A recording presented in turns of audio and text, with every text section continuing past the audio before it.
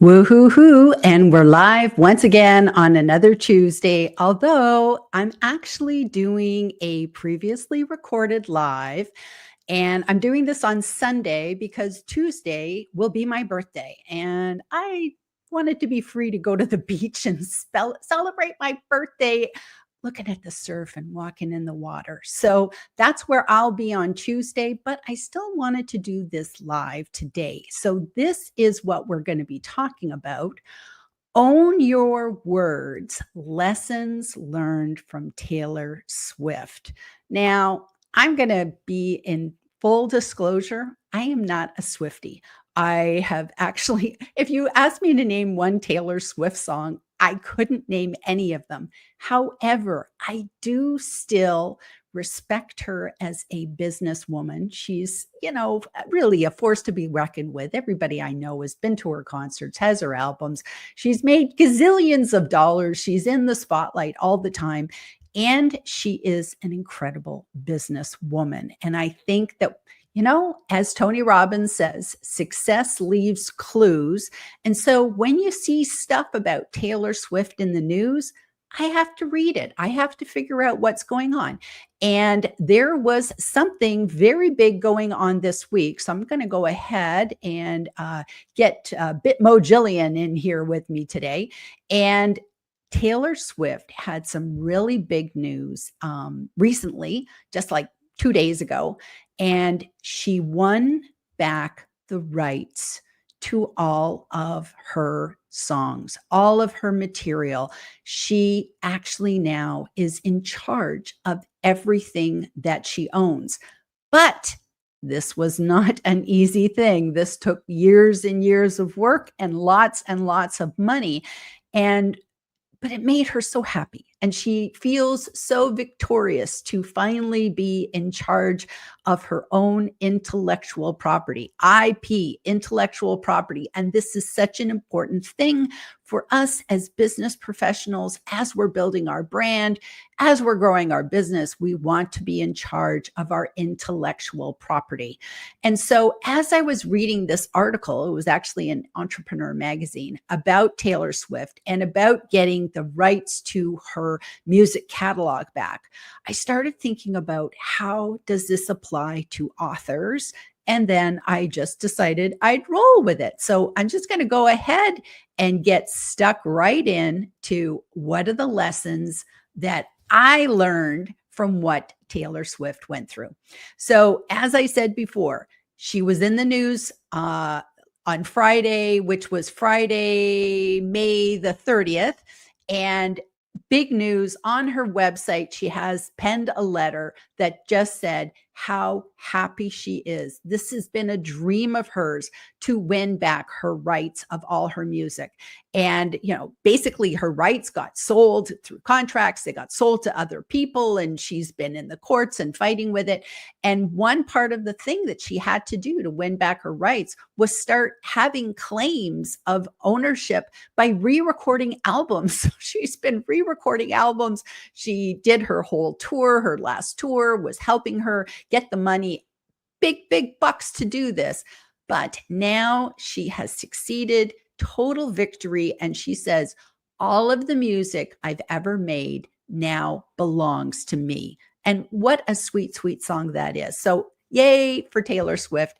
And how does this affect us as authors?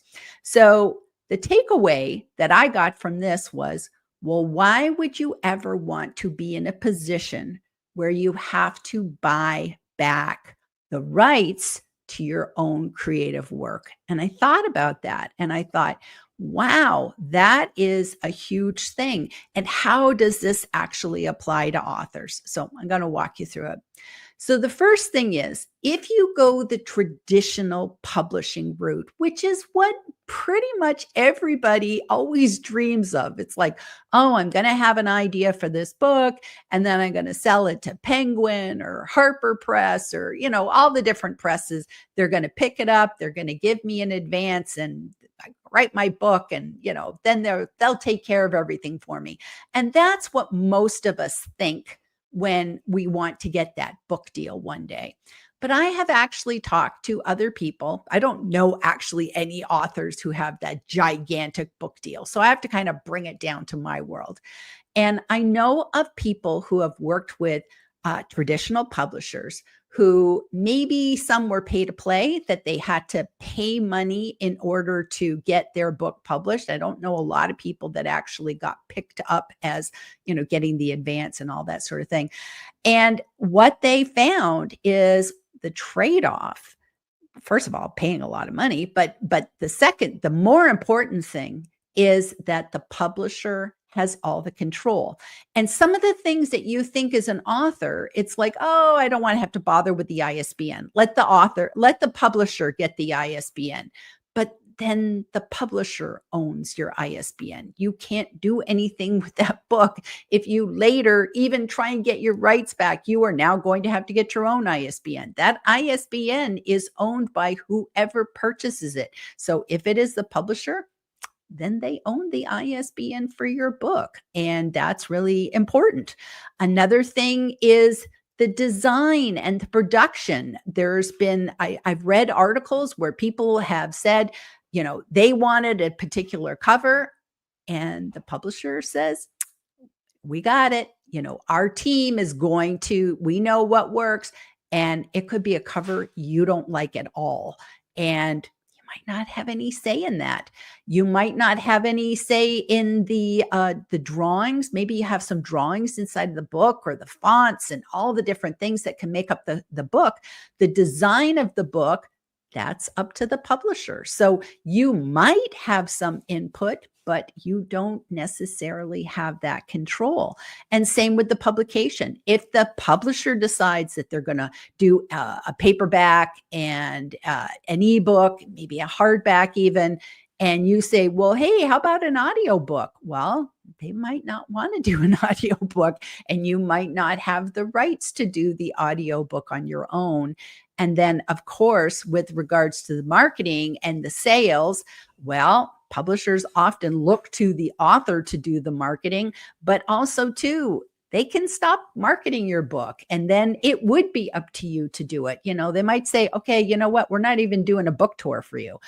And you're just like, okay, I guess I got to do it on my own. So there's a lot of things that we give up as authors when we go the traditional publishing route, which is why, you won't be surprised, I advocate for self-publishing, because when you are a self-published author, you have complete ownership and control. There's no contracts because it's you.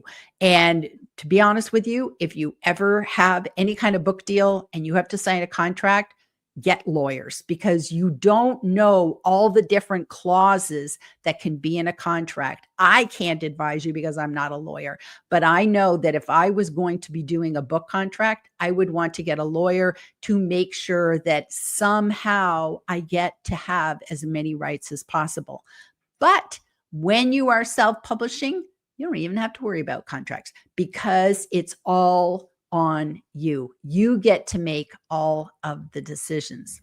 So what kind of decisions do you get to make when you're self-publishing a book? You have total creative freedom, which means you can design the cover. Whether you like the cover or you don't like the cover, it's still up to you. You can design the cover. You can do it yourself, or you can outsource. And there's so many different places that you can go to and have people make covers for you.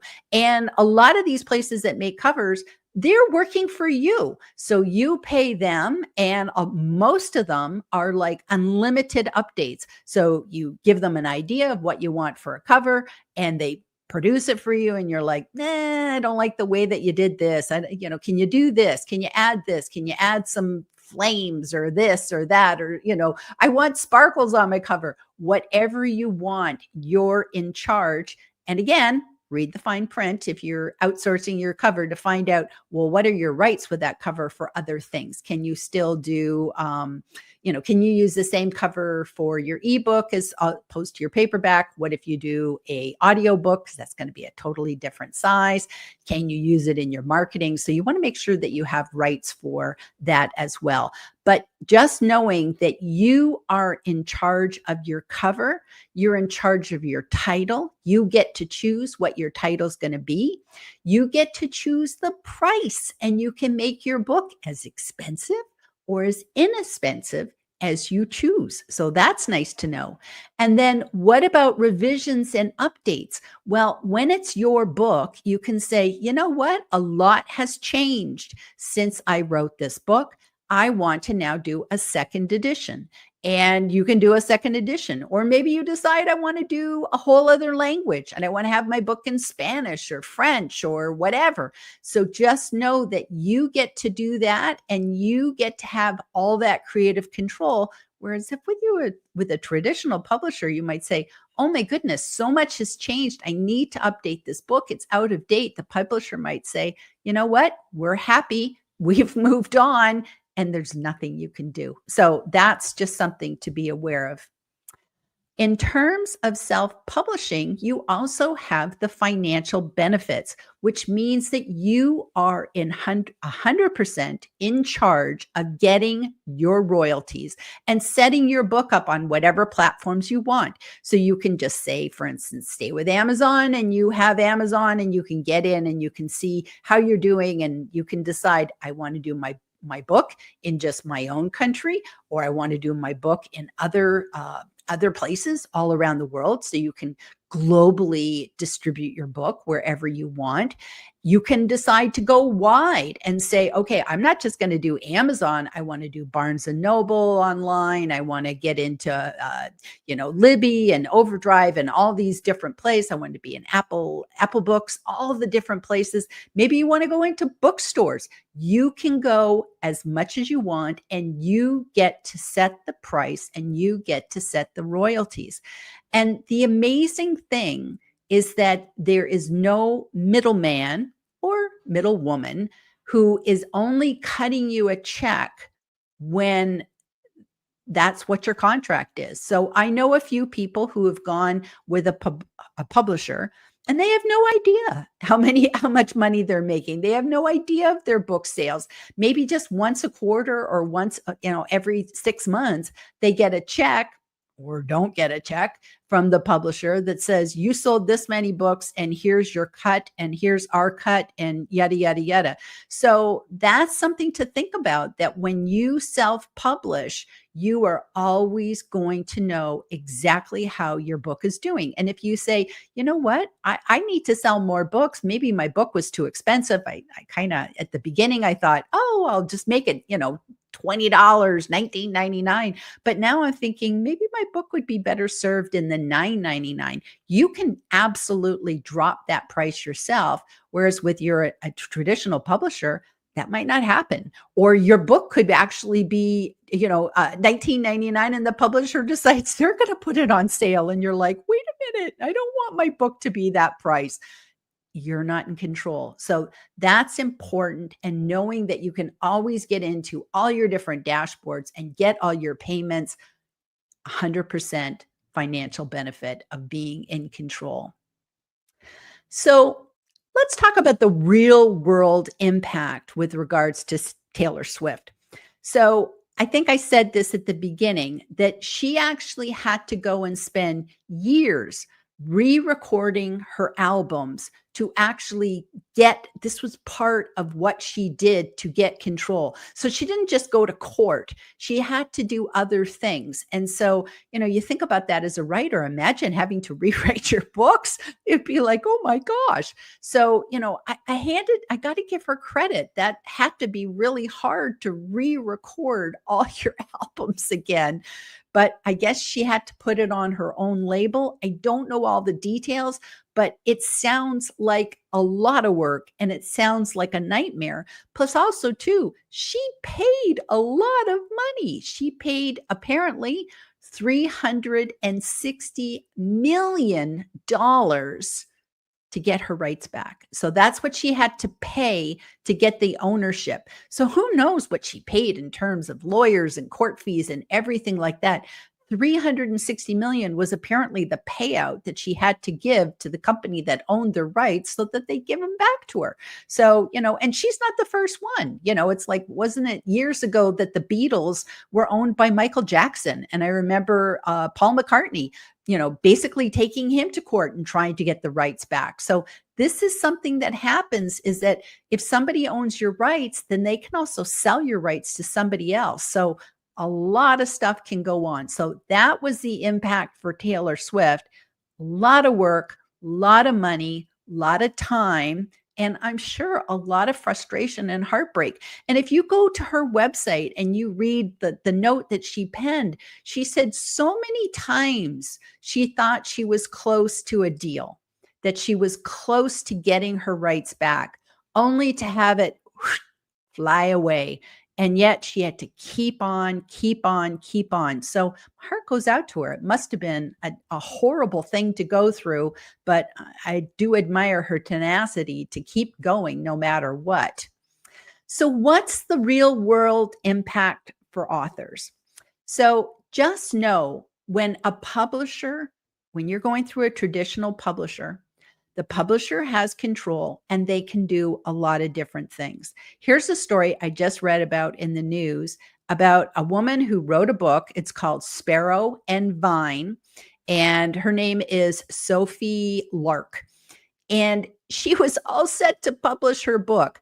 They had her book out to advanced readers, and the advanced readers just trashed it. They just said they didn't like what her book was about. They didn't like that it talked about Elon Musk, and she talked about how she had learned some things listening to Elon Musk. And so basically the current climate didn't like her book. And so the publisher said, well, you got to pull it out. And she was just like, well, I don't want to pull it out. So they canceled her book.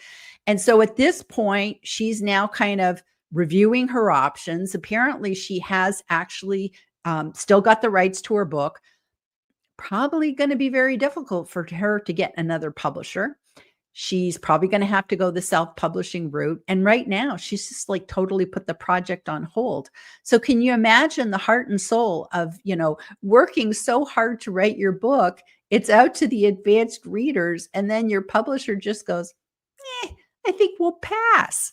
It would be heartbreaking. And there's also stories of people who are with publishing companies, especially some of the pay-to-play ones, and they've got their manuscript in, they've written everything, they're good to go, they've paid their money, and then the company just goes broke. They go out of business, and the people are like, wait a minute, I paid all this money. And boom, nothing they can do.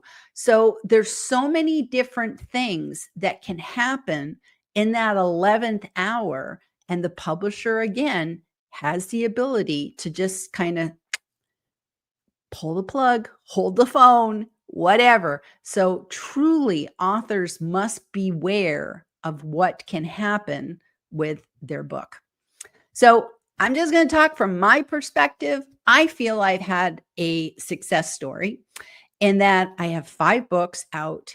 My books are up on Amazon, and I'm happy because anybody can get my books.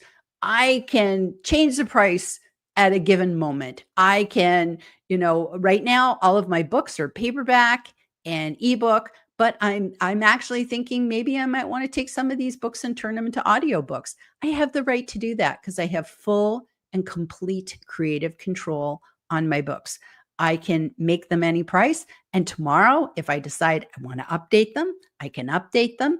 If I decide I want to pull my books, I can pull my books. So again, that is my real world impact. I have felt very empowered by being a self-publishing author. So the final takeaway is most of us are not Taylor Swift in terms of we don't have the deep pockets that it would take to ever have to fight and get our rights back. And so the takeaway really is don't give up your rights in the first place. It's like, do what you can to get your book into the world via self-publishing, because then that way you own your words. And I really caution people to choose wisely, to make sure that you think everything through before you decide to go and use a traditional publisher versus doing it on your own, because it just makes so much sense to own your intellectual property. Because also, too, think beyond the book. What if you made a book and then you decided, you know what? I think I want to turn this into a workshop and I want to use the same title. Maybe you decide that you want to go and make an online course. I don't know. What if you decide you want to have products that go with your book? You own everything. So always think beyond the book. What if somebody decided to pick your book up as like, wow, this would actually make a really good movie. I'd like to turn this into a movie. You will be in position to say yay or nay on that. And just think down the road how great that can be for you. So, I want to end by telling you guys a little story that I recently came across. And it was about a gentleman, we'll call him Jacob, and he was a dedicated writer. He would go and he was always, kind of sitting in his house writing, always writing, uh typing away, always got his pen and paper and ready to go. And he had so many great ideas for books. And he kept sending his books off to publishers, and they just rejected him every time. He could not get his book published. And yet he really knew he was a great writer. It was just like, how do I get a break for this? And so one day he bumped into a friend walking down the street, and they decided, friend from college, they decided they'd go catch up, have a cup of coffee. And his friend had become a literary agent. And so Jacob said to him, well, I wonder if you could get my stuff published. And he says, well, I'm not really that kind of a literary agent. What I'd like to do is I'd like to match up writers as ghost writers to work with my clients to help them with their business. And so Jacob said, oh, okay, how would that work? And so he says, well, I'll tell you, I have a lot of people that need books written, but they aren't very good writers. So if you could write for them, that would be awesome. So he said, okay, how would that work? And so he says, well, I'd pay you money to write the books. And then you don't get your name. You don't get anything about that book, but that book, I'll give you a check in advance for that book. And then, you don't get any royalties or anything, but you will get money. So Jacob said, yeah, okay, I'll do this. And he started doing this, and he started writing, and he was writing really, really good books for people. And they were going out and becoming bestsellers. And then one day, Jacob had counted, I've written 10 books now. And he happened to be walking past a bookstore, and he went in and he looked around, and he saw all of his books were bestsellers. But guess what? None of them had his name on it. None of them had his name. And in one of the bookstores, he actually saw one of the authors doing a book signing, and he was talking about his process for writing. And this just made Jacob crazy, because he went, that guy didn't write a word. He didn't write a single word. He didn't even give me any information. I wrote everything. And so Jacob went home that day, got out his computer, and started typing his words, his truth, his thoughts. And he realized he had a great book in him. And so again, he figured after all this, now he'd be ready to go to the publishers. And once again, the publishers were rejecting him. So Jacob decided, I'm just going to self-publish. So he self-published his book. And guess what? It didn't become a bestseller, but it got some really great reviews. And one of the reviews said, this book changed my life.